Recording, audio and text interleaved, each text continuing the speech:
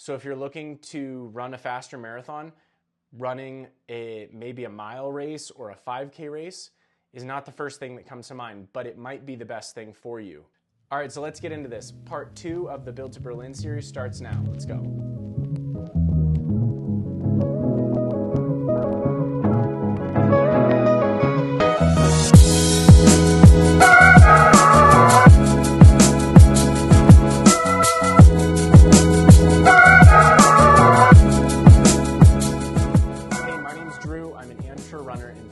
Arizona. This is part 2 of my Build to Berlin series, where I'm going to be talking about my training and my journey to the Berlin Marathon in the fall of 2024. Back in part 1, I talked a lot about the value of strength and speed before a marathon build, and I stand by that. I think it's very important for people to shift their focus over time and look at the year as different stages of your overall training. So if you're looking to run a faster marathon, running maybe a mile race or a 5K race is not the first thing that comes to mind, but it might be the best thing for you. If you're someone who's been running lots of marathons repeatedly and you haven't switched it up, I'd encourage you to just shift your focus a little bit to something that requires a little bit more power, some strength, and some speed. And you can really get a lot more variety in your training by doing this, and hopefully get a lot better adaptation that's going to help you once you shift back up to the marathon and change your focus again to higher volume, longer distance, and more of like true endurance training. That's something that I did. I started in about May, so in the last video, I walked through some of my workouts from mid-May until I believe mid to the end of June. After that video, I actually went on a 1-week vacation back to California, where I'm originally from, and I was up in the Sierras for about a week. Took that as a little bit of downtime and a break before I transition into a true like marathon build program that I'm writing for myself. Because I am self-coached, I often write out all of my workouts and all my plans for myself, and it's been fantastic just because I have kind of a busy lifestyle as a dad and husband and a full-time technology worker. I need a lot of flexibility in my training, and by me writing my own plans and just staying in touch with how I'm feeling, I can work around a lot of life stressors. So the week of July 1st to 7th, I took 2 days off, ended up running pretty much as I could every day, with my only planned workout being on Thursday, which was the 4th of July. My workout on Thursday was 10 by 400 meters on a kind of tight 300 meter track.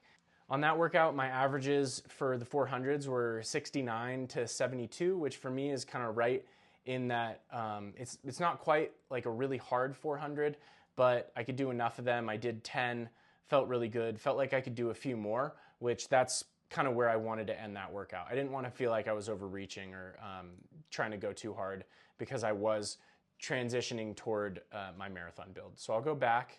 When we got back from vacation, I decided to just jump straight into marathon training. Yeah, the week of July 8th was about 11 weeks out from my marathon. Ended up doing about 74 miles that week, 73 and change. Doing between 8 to 10 miles in the morning on my easy days, and then workouts I'm transitioning to like about 12 to 15 miles on a workout midweek, and then I'm doing a Sunday long run. So I'm doing Wednesday, Sunday as my workout days, and then I usually do some strides on Tuesday before my workout, and then also on Saturday before my long run. So my workout this first week was not super hard. I just wanted to get a good effort in. I went to the track. So my workout that Wednesday was 5 by 1K plus 5 by 200 meters. On the 1K efforts, I worked from about threshold pace for me, which is our race pace, up here at 7,000 feet. That's probably around 330 per kilometer, which I think is 535 per mile. I'll need to check that and put it on the screen. My 200 meters between 34 and 36. So again, not too hard, just spinning the legs. 5 by 1K, starting at threshold, working down to something a little bit steadier. The goal was not to be a threshold workout. where you're just strictly trying to work that system. It was more me easing into a longer, steadier effort because I've been doing a lot of shorter, faster stuff. So I wanted to do something relatively easy, starting with the first K down to the fifth, where my heart rate's pretty high and I'm doing more of like a 10K pace. This run on Sunday, it was a 30K run, pretty steady effort. I started around an easy pace, ended up working down to something a little bit steadier. I did 3x1K surges with a little bit of a float, steady rest in between. Pretty solid because that's like almost 19 miles. And for my first long run, I felt very strong. Most of that I'd attribute to a lot of the strength and speed training I've been doing, where my legs just feel so much stronger now than they have in the past. And one of my biggest weaknesses has been long runs. So I want to make sure for this block that I'm getting a lot of really solid long runs in, but with enough of a break where in between those weeks where I have really big sessions, I do, 16 miles steady, 18 miles steady, or relatively easy, and then jump back to like a 20+ mile run. Hopefully some runs, I want to work up to doing about 2.5 hours at a pretty solid effort. I think a lot of that, just that steady state aerobic work up here at altitude really pays dividends when you go down to sea level. Then this last week of July 15th, I ended up bumping up my volume a little bit. This midweek workout, I wanted it to be more of like a steady state threshold workout on Wednesday. Ended up waking up a little bit later and I had calls relatively early at 8:30 a.m. So I just went out on the roads and I did 8x1K at threshold. So the threshold felt really, really good. On the lower end, I was at like 321 per kilometer, heart rate in a really good spot. And on the higher end, my usual threshold, like 328-ish, 329 per kilometer. So I felt really, really good. 1 minute walk rest in between those kilometers. One way I run is usually up, and then the other one is slightly downhill. So kind of alternating on efforts. One, I'm kind of pushing uphill and trying to manage. On the second one, I'm trying to slow down my legs a little bit and stay really efficient, but cruise on the downhill. Doubled Wednesday, Thursday, Friday to get a little bit more mileage. And then Sunday jumped into a longer long run. So the week prior, remember I did 30K, which is like 18.5 miles. This week I did 34K, so I did about 14K up, basically easy to steady.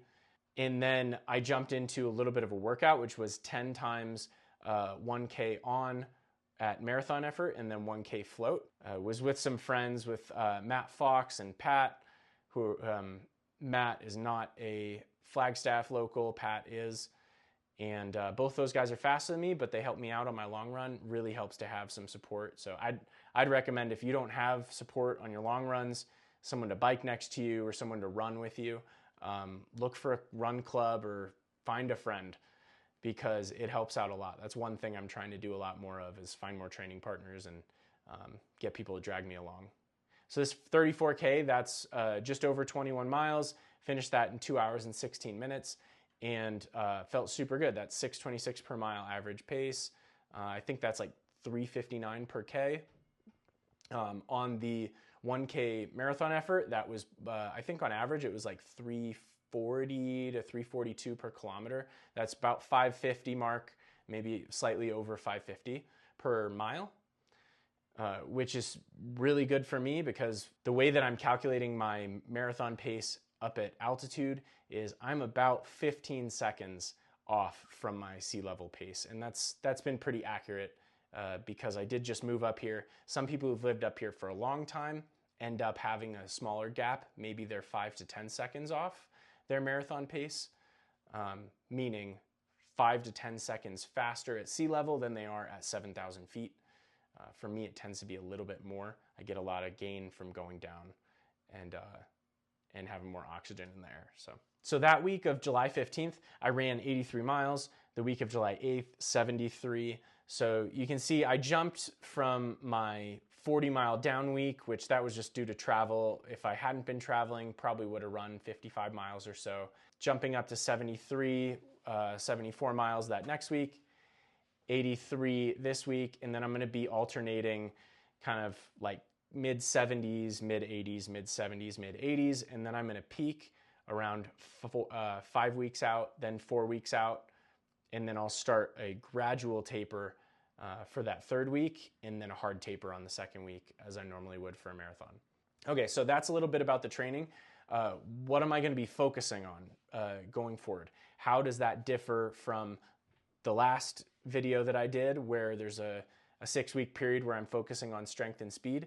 Now I'm transitioning more toward a lactate threshold goal of improving my lactate threshold, which means my LT1 and LT2, LT1 being closer to that marathon effort, and then an LT2, which is the a little bit of a higher threshold for lactate buildup, which is like your hour race pace. So focusing on LT1 means a lot longer, steadier state marathon effort runs, which is probably going to fall into my long runs. And then during the week, on Wednesdays, I'm going to be focusing a little bit more on the hour race pace, which means might be doing some steady state threshold, which might be like a 5-mile tempo, 6-mile tempo, or maybe if I do some 400s, alternate 400 at lactate threshold, and then 400 like a float rest. I really like that workout. You can do a lot of volume with the shorter, like lower intensity threshold reps on the 400s. And then the float is a pretty good recovery, which as you get into marathon training, that float recovery gets really important. Learning how to recover and breathe and just feel good when you're running at more of a steady effort is a really good skill to have. So this shift in focus is based on things I've identified as being weaknesses that I have in my training. Some of those weaknesses include my steady state threshold work. So a lot of the threshold stuff I've done in the past has been like broken up into smaller chunks. And once I get it out to like extended threshold work, it gets really challenging, especially living here in Flagstaff at altitude. So I'm really going to work on the threshold stuff, my steady state, and my long runs. So really transitioning to doing like a lot longer runs that I'm used to doing. In the past, I mean, some marathons I've been so underprepared that I only ran like up to 18 miles prior to the marathon. Boston in 2023 was that way, and I got there and I had fueling issues.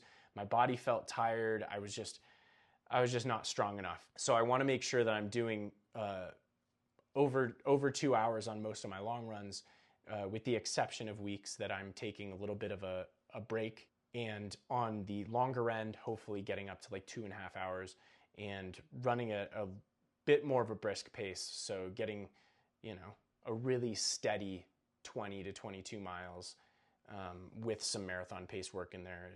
I think that's really important for me to grow. Mileage and injury prevention have also been challenging for me.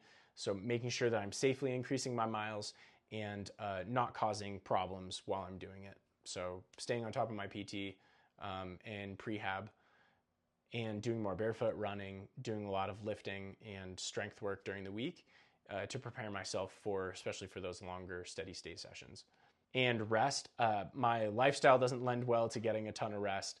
Having children, anyone who has children really understands what I'm talking about, but making sure I'm prioritizing my sleep, going to bed as early as possible so that I can maximize that amount of time when I'm resting and end up running more miles. When it comes to overtraining, some say that there's no such thing as overtraining, that it's impossible to overtrain for the average person, and that overtraining for the average person is really just a symptom of under-resting. And I think for me that has been pretty true. I definitely feel like I can train at a pretty high level, but if I'm not getting the rest that I need, then it's just not going to end well. That's when you start feeling that just regular daily fatigue.